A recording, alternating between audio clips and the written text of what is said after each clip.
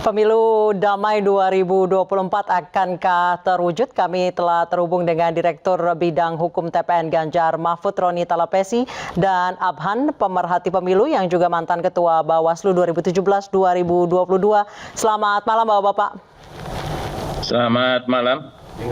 Baik, saya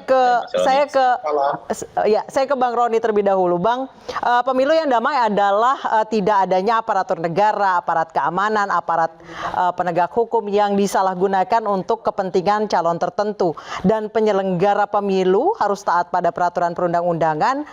Putusan pengadilan pun juga begitu, menjadi wasit yang benar-benar netral dan adil. Menurut Anda saat ini terjadi sepenuhnya atau tidak? Padahal kampanye baru mulai besok. Iya, Nisa, ini kan peristiwa yang terjadi beberapa waktu yang kita lihat ini ya ke belakang, bahwa yang menjadi sorotan oleh masyarakat adalah terkait dengan isu netralitas.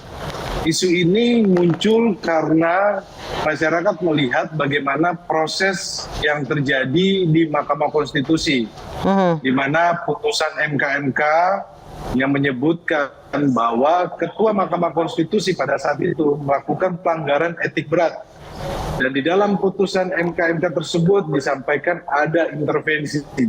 Nah, ketika kita melihat, ketika putusan MK ini, mulailah publik mulai berbicara, mulai menyampaikan terkait dengan isu netralitas.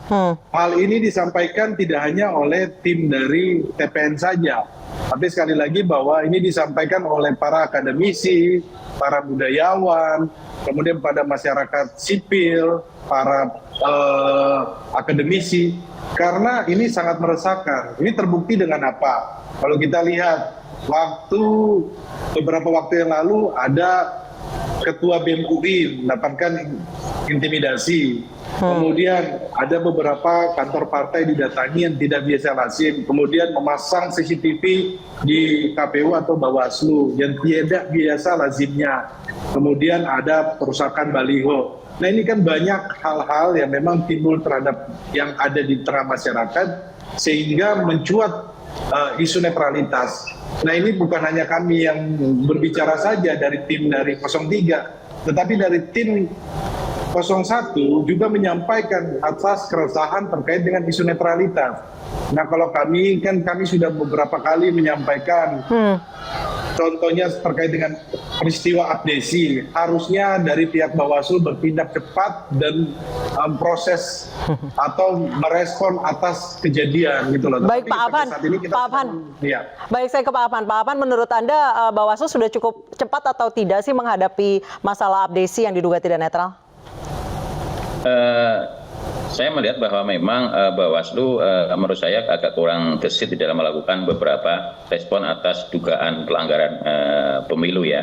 Saya kira itu yang ini mestinya harus segera ditindaklanjuti dengan mengklarifikasi beberapa pihak-pihak yang terkait ya.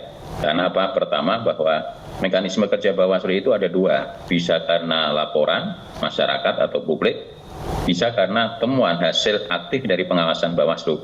Maka sudah menjadi kewajiban Bawaslu ketika ada sebuah peristiwa dianggap ada dugaan, ya harus cepat untuk segera menindaklanjuti ya.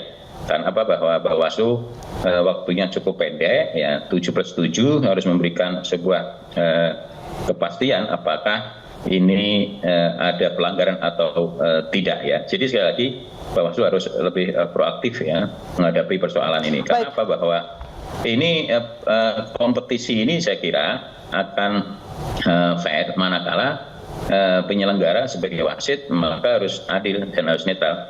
Baik, Pak Abhan, dari beberapa unggahan di media sosial bahwa di acara abdesi itu ada ID card yang bertuliskan Prabowo Gibran, bahkan ada video amatir pendukung juga. Sementara di situ ada anggota Bawaslu. Apakah seharusnya dihentikan di tempat acaranya? Seandainya memang Bawaslu melihat bahwa saat kegiatan itu ada dugaan pelanggaran ya dan kuat ya, Bawaslu bisa juga untuk segera melakukan tindakan menghentikan dan sebagainya ya. Tinggal adalah teman-teman di lapangan ini bagaimana melakukan kajian secara cepat ya sehingga bisa menentukan sikap apakah itu pelanggaran atau tidak ya. Itu ya kira itu. Dan kalau ini kemudian kemudian tidak ada tindakan waktu pemberhentian, artinya ya sekarang juga harus ada tindak lanjut dari temuan dari Bawaslu ini. Saya mendengar katanya masih dilakukan kajian ya. Saya kira segera mungkin Bawaslu untuk mensikapi itu dan menentukan atas peristiwa itu apakah ada pelanggaran atau tidak itu. Baik, sebelumnya pernah dikatakan bahwa tidak ada pelanggaran, sementara Abdesinya sendiri baru dipanggil hari ini dan ini sudah berlangsung dari 19, saat ini 27 November, sudah 8 hari, sudah lebih dari 1 pekan, Pak. Ya, kalau menurut saya terlalu prematur kalau belum melakukan beberapa klarifikasi pada pihak-pihak terkait, kemudian sudah mengambil sebuah kesimpulan tidak cukup bukti misalnya. Saya kira ini kesimpulan yang prematur tadi. Saya kira Bawaslu masih punya waktu ya untuk melakukan kajian ini. Wajarnya berapa lama sih Pak waktunya menindaklanjuti hal seperti ini? 7+7, maksimal 7+7 ya. Jadi 14 hari. Nah, 14 hari ini harus membuat sebuah kesimpulan atas klarifikasi ya dan kajian dari fakta-fakta hukum yang dikumpulkan. Oh, jadi tidak bisa dihentikan di tempat ya Pak ya ketika ada bukti tertentu ya? Ya, kalau artinya barangkali orang petugas yang di lapangan tidak cukup bukti yang kuat untuk mengambil kesimpulan bahwa ini pelanggar kemudian dihentikan, artinya sudah berjalan. Tetapi ya sekarang harus ada kajian lebih komprehensif dari Bawaslu atas tindakan atau peristiwa yang sudah terjadi itu. Baik, biar ada kepastian ya. Baik, Bung Roni, kalau menurut Anda apakah memang ada ketidaknetralan yang sangat terlihat di sini? Ya, kita sih berharap bahwa dari pihak penyelenggara atau pihak pengawas, dalam hal ini Bawaslu, tentunya harus melaksanakan tugas dan kewenangannya berdasarkan undang-undang ya. Kalau hal-hal seperti ini kita dibiarkan, ini kita diingatkan bahwa kita kembali lagi ke zaman Orde Baru, di mana menggunakan instrumen-instrumen negara untuk kepentingan elektoral atau kepentingan pemilu. Nah, ini yang sangat dikhawatirkan, sehingga harapannya kan ke depannya ini harus ada tindakan tegas dari teman-teman Bawaslu. Tentunya kalau hal-hal seperti ini kan ya kita melihat. Bang Roni, menurut Anda 7+7, 14 hari, Pak Abhan, ini 14 hari kerja atau 14 hari kalender? Iya, 14 hari kerja ya. Kerja. Terlalu lama atau tidak menurut Anda, Bang Roni? Ya, menurut saya sejak diterimanya laporan, maka 14 hari itu sudah harus ada putusan. Tapi kalau yang informasi kita dapatkan sudah beberapa yang melaporkan ya, dari masyarakat sipil dan beberapa juga kalangan sudah melaporkan. Dan memang gini, kita melihat bahwa kemarin Bawaslu ini kan hari ini kan mengadakan deklarasi damai. Kelihatannya fokusnya kepada deklarasi damai, tetapi kita juga menyayangkan hari ini deklarasi damai di poin 22, di poin 2 itu tidak menjelaskan secara utuh gitu loh. Kalau ini saya bacakan ya, melaksanakan kampanye pemilu dengan mematuhi peraturan perundang-undangan yang berlaku, antara lain tidak melibatkan pihak yang dilarang selama masa kampanye pemilu. Sebenarnya kan kita berharap bahwa ini dijelaskan secara gamblang, secara jelas. Karena apa? Yang kita khawatirkan ini kan terkait isu netralitas. Kalau di pasal 280 kan sudah sangat jelas terkait dengan namanya dari perangkat desa, kemudian ASN, kemudian TNI Polri. Tapi kita lihat tadi juga pun TNI Polri menyampaikan mengenai komitmennya dengan netralitas, terkait dengan netralitas. Tetapi yang kita sayangkan tidak dituliskan pihak-pihak yang sudah diatur di dalam pasal 280 itu ditaruh di dalam deklarasi, yang harusnya itu diperjelas pihak-pihak yang terkait ini apa aja. Menurut kami bahwa ini perlu disampaikan sehingga masyarakat mengetahui ini mana yang dilarang, mana yang tidak boleh, sehingga kita memberikan pembelajaran sehingga proses demokrasi pemilu ini berjalan, kita menjaga kualitasnya, itu kan yang paling penting itu. Tetapi kalau tadi kita lihat bahwa di dalam poin deklarasi tersebut tidak dicantumkan secara jelas atau secara rinci. Itu yang saya lihat bahwa ini sebenarnya harusnya menjadi menjadi perhatian untuk dari Bawaslu bahwa harusnya pihak-pihak yang dilarang itu siapa saja itu Baik, dicantumin Pak Abhan, saja. deklarasi damai poin 2 seperti yang dikatakan tadi oleh Bang Roni, ini tidak disebutkan secara rinci. Apakah ini bisa menjadi celah pelanggaran ke depannya? Kalau menurut saya mungkin ini hanya karena soal teknis di itu ya, mungkin menyingkat dan sebagainya. Tetapi gini, lepas dari persoalan ada deklarasi damai atau tidak, undang-undang sudah mengatur. Tadi Mas Roni sudah sebutkan di pasal 280 itu sudah detail ya, bahwa peserta pelaksana KMA dilarang bla bla bla bla ya, sampai misalnya melibatkan kepala desa, melibatkan misalnya ASN dan sebagainya. Itu artinya ada itu atau tidak ya, ketika memang ada dugaan pelanggaran maka penerapan pasal-pasal yang ada dalam ketentuan Undang-Undang 7 bisa dilakukan itu kan itu. Jadi saya kira tidak menghalangi kalau Bawaslu juga mau melakukan tindakan-tindakan ketika memang ada dugaan pelanggaran terhadap satu norma aturan di Undang-Undang 7 2017 ya. Baik Pak Abhan, Bang Roni. Rujukan kita tetap di Undang-Undang 7 itu kan. Baik Pak Abhan, Bang Roni, jangan kemana-mana dulu. Kita akan lanjutkan bincang-bincang kita usai jeda berikut. Tetap bersama kami di iNewsroom. Terima kasih Anda masih bersama kami di iNewsroom. Pemirsa, bersama saya Anisha Dasuki dan bersama dua narasumber kami malam hari ini, Roni Talapesi dan dari TPN dan Abhan, Ketua Komite Independen Pemantau Pemilu. Saya ke Pak Abhan. Pak Abhan, tidak dapat dipungkiri salah satu peserta pemilu pada bagaimana Pak Abhan? Masih tersambung dengan kami, Pak Abhan? Terputus nggak suaranya? Oh, Pak Abhan? Terputus suaranya tadi. Oh, suaranya terputus. Bisa diulang? Oke, baik. Sudah bisa saya lanjutkan, Pak Abhan? Bisa. Baik, Pak Abhan, bagaimanapun di pemilu 2024 tidak dapat dipungkiri ini bisa dibilang diikuti oleh semi petahana karena bagaimanapun salah satu cawapresnya adalah anak presiden. Apakah boleh ada peraturan apakah bisa diterbitkannya peraturan insidentil untuk menghindari ketidaknetralan aparat? Ya, saya kira Undang-Undang 7 itu sudah cukup mengatur soal netralitas dari aparat birokrasi maupun TNI Polri, sudah cukup mengatur itu kan. Tinggal bagaimana pelaksanaannya itu kan. Jadi saya kira sudah cukup ya mengatur soal netralitas bagi TNI Polri, kemudian birokrasi.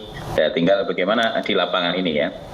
Saya kira yang memang kondisi pemilu 2024 beda dengan 2019. Ya, 19 petahana jelas. Bahwa memahami dan ya tidak ada petahana. Memang hari ini tidak ada petahana 2024 ya.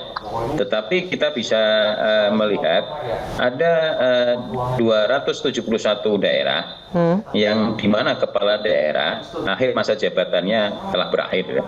Kemudian dijabat oleh namanya penjabat ya. Maka ini penjabat pun harus juga netral agar yang notabene sebagai ASN ya, maka juga netral untuk tidak memobilisasi aparat ASN-nya dan memobilisasi birokrasinya untuk kepentingan salah satu peserta pemilu tertentu baik yang merugikan atau menguntungkan. Baik, Pak Abhan, sebenarnya dengan peserta pemilu tertentu. Baik, sebenarnya dengan kepala daerah ada 271 kepala daerah yang masa jabatannya berakhir dan saat ini dijabat oleh penjabat yang adalah ASN, harusnya mengakomodir untuk netralitas lebih gampang dong. Ya, idealnya begitu ya. Artinya memang harus netral ya. Penjabat ini juga harus netral ya. Dia juga memfasilitasi untuk kepentingan pemilu secara untuk kepentingan pemilu maupun pilkada nantinya juga secara adil dan sebagainya. Karena posisinya sebagai kepala daerah, penjabat kepala daerah harus ada dalam posisi di tengah ya. Itu yang idealnya begitu. Tapi apakah kemudian dalam prakteknya seperti itu atau tidak ya kita lihat di lapangan nanti itu kan. Tetapi sekali lagi secara ideal harus menjaga netralitas sebagai pejabat ya. Karena dia punya kewenangan, kekuasaan, anggaran dan sebagainya. Kemudian dia punya jajaran ASN, birokrasi dan sebagainya. Baik, kalau itu untuk yang saya kira harus diawasi oleh Bawaslu dan juga masyarakat. Baik, kalau untuk wali kota dan pejabat yang tidak harus cuti atau tidak harus mundur jika mengikuti pemilu itu bagaimana tanggapannya, Pak Afan?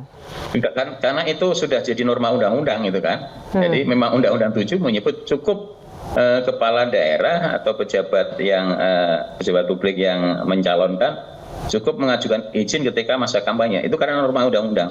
Jadi karena norma undang-undang ya nggak bisa dirubah apapun itu kan, kecuali undang-undangnya ada revisi, gitu. Kira-kira itu.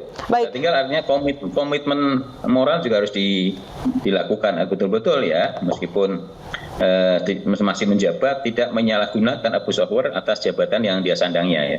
Karena namanya pejabat itu kan ya 24 jam ya. Baik, ya, saya ke kemudian jam ini lepas jabat dan sebagainya itu kan ya. Baik, saya ke Bung Roni. Begitu, Bu.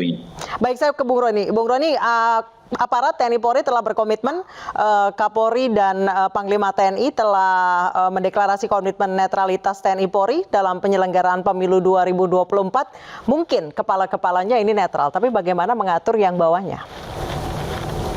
Ya, saya pikir bahwa hari ini sudah terjadi komitmen bersama dan disaksikan oleh seluruh anak bangsa. Tentunya ini menjadi komitmen yang dituangkan, yang ditulis, dan wajib untuk dilaksanakan. Dan tentunya kami berharap bahwa komitmen ini benar-benar terrealisasi ketika dalam sepanjang masa pemilu ini. Dan ini kan menjadi komitmen yang menjadi perhatian dari seluruh masyarakat. Dan kami yakin bahwa tentunya dengan kejadian-kejadian kemarin, dan itu menjadi bahan evaluasi, menjadi masukan kepada netralitas, kepada aparat untuk tetap menjaga komitmennya dalam proses pemilu ini. Karena apa? Bahwa di dalam undang-undang sudah sangat jelas di pasal 280, 282 Undang-Undang 7 2017, kemudian di Undang-Undang ASN juga sudah diatur, kemudian kalau bicara soal aparatur desa sudah diatur juga di Undang-Undang Desa. Kemudian kalau kita lihat bahwa ketika dilanggar bahwa ada ancaman pidananya 1 tahun, dan kalau kita lihat beberapa kasus yang sudah berjalan bahwa ketika ada kasus yang muncul kemudian coba melakukan pembelaan dengan menyampaikan bahwa ini adalah perintah jabatan. Sudah beberapa kasus yang kita lihat bahwa perintah jabatan itu tidak bisa dipertanggungjawabkan apabila perintah jabatan itu adalah perintah yang menyalahi undang-undang. Nah, ini yang perlu kita sampaikan. Nah, Bang Roni, catatan dari TPN sendiri untuk aparat apa? Ya, tentunya kan ini saya sudah sampaikan, Anissa, dari hal-hal seperti ini yang kita sudah lihat bahwa isu netralitas ini sudah menguat di permukaan gitu loh. Bukan hanya kami TPN yang berbicara, tetapi semua elemen anak bangsa sudah berbicara, berdiskusi seperti ini. Dan ini kan kekhawatirannya adalah kita kembali kepada masa Orde Baru, di mana bicara soal netralitas ini ada kekhawatiran, kemudian ada intimidasi. Kita tidak mau kembali lagi ke masa Orde Baru. Nah, ini yang sudah beberapa kali sudah disampaikan, dan bukan hanya kami, dari paslon juga pun dari Amin juga itu sudah sampaikan juga ada kekhawatiran terkait dengan netralitas. Dan kalau mengutip dari pernyataan Caimin, mengajak seluruh masyarakat apabila melihat ada kecurangan, ada intimidasi, memfoto dan mengirimkan dan memviralkan. Kan hal-hal seperti itu kan untuk mengajak masyarakat untuk berpartisipasi agar kita menjaga proses pemilu ini, proses demokrasi ini, kualitas demokrasi ini agar selalu terjaga. Itu kan yang menjadi concern kita bersama. Dan Baik. Kami berpikir bahwa setelah beberapa kejadian ini tentunya aparat penegak hukum maupun TNI maupun juga pun perangkat desa, BUMN ataupun lembaga peradilan sudah melihat ini sudah beberapa hal-hal ini yang sudah menjadi perbincangan di masyarakat. Tentunya zaman sekarang ini, Anissa, bahwa kita sudah tidak bisa lagi menutup-nutupi ya, sudah zaman era keterbukaan seperti ini, ada sosial media, kemudian keterlibatan dari masyarakat luas, Dan apabila hal-hal seperti ini terjadi, tentunya ini kan merugikan kita semuanya. Ini kan menurunkan demokrasi kita. Ini yang sudah kita perjuangkan dari 98, kita berkomitmen menjaga ini. Tapi kalau ini menjadi tercederai, tentunya demokrasi kita menjadi mundur. Dan tidak hanya di dalam negeri saja yang menjadi perhatian, tetapi dari pemberitaan di luar negeri sudah menyampaikan kan bahwa demokrasi yang ada di Indonesia dikhawatirkan ini mengalami kemunduran. Nah ini kan seharusnya hari ini sudah terjadi komitmen bersama deklarasi untuk menjaga pemilu ini supaya berjalan sesuai dengan undang-undang. Dan juga pun aparat penegak hukum maupun TNI juga melalui Pak Kapolri, melalui Pak Panglima juga sudah menyampaikan terkait dengan netralitas. Baik, dan Pak kita Abhan. berharap bahwa Iya. Boleh terakhir, Bung Roni, harapannya? Ya harapannya tentunya kita berharap bahwa pemilu kali ini berjalan dengan baik sesuai dengan undang-undang. Pasangan Ganjar Mahfud adalah pasangan yang lahir dari buah demokrasi dan kita berkomitmen untuk menjalani proses demokrasi ini sesuai dan menaati sesuai dengan perundang-undangan yang ada. Itu komitmen kami. Baik, saya ke Pak Abhan. Pak Abhan, sejauh mana Anda optimis dengan netralitas aparat yang tentunya bisa mewujudkan pemilu damai 2024? Tentu harapan kita semua ya, agar aparat TNI Polri, birokrasi, kemudian penyelenggara itu sendiri juga harus netral ya. Saya kira apa yang tadi pagi dilakukan oleh pasangan calon partai politik dan juga TNI Polri jangan hanya sekedar menjadi slogan untuk netralitas, tetapi betul-betul dilakukan di dalam pelaksanaan kampanye yang mulai hari besok 28 November sampai tanggal 10 Februari 2024. Bahkan saya kira tidak kurang tadi itu dua kali ya. Di Bawaslu ada deklarasi kampanye damai pagi hari, kemudian siang hari ada di KPU. Jadi komitmen ini saya kira sekali lagi jangan menjadi hanya sekedar komitmen seremonial, slogan, tapi harus diterapkan betul jadi pegangan moral di dalam peserta pemilu ya dalam melakukan kampanye 75 hari mulai besok sampai tanggal 10 Februari. Saya kira harapan kita semua seperti itu, harapan saya itu dan kita semua seperti itu. Baik, terima kasih banyak Pak Abhan, terima kasih banyak Bang Roni. Diharapkan orkestrasi netralitas bisa sampai dari mulai hulu sampai hilir, karena tanpa adanya netralitas aparat yang merata di seluruh provinsi dan kabupaten kota, pemilu damai sulit untuk tercipta. Terima kasih Pak Abhan dan Bang Roni telah bergabung bersama kami.